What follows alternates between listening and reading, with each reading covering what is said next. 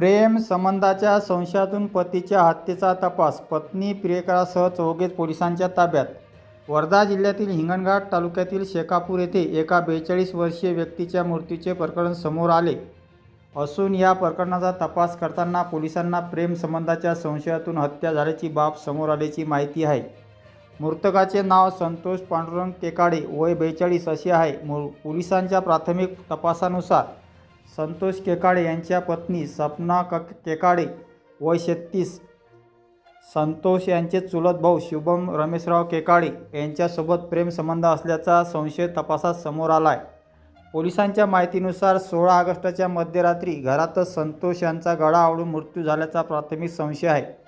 त्यानंतर मृतदेह गावाजवळील एका विहिरीत टाकण्यात आल्याचे तपासात समोर आल्याचे सांगण्यात येत आहे.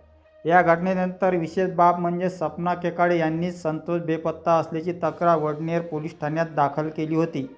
मात्र तपासादरम्यान पोलिसांना काही बाबीवर संशय आल्याने चौकशीची दिशा बदलण्यात आली.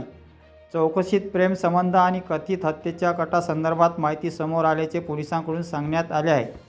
या प्रकरणात शुभम केकाडे, सचिन प्रभाकर बसुने, प्रशांत कप्पे, सपना केकाडे या चौघांना पोलिसांनी ताब्यात घेतले आहे. दरम्यान या चौघांची नेमकी भूमिका काय होती, मृत्यू नेमका कशा परिस्थितीत झाला आणि घटनेमागील संपूर्ण घटनाक्रम काय आहे याचा तपास पोलिसांकडून सुरू आहे. या प्रकरणातील आरोप, संशयिताची भूमिका आणि पोलिसांच्या प्राथमिक तपासावर आधारित आहे. तपास पूर्ण होऊन न्यायालयीन प्रक्रिया झाल्यानंतरच संबंधित व्यक्तीची कायदेशीर जबाबदारी निश्चित होईल.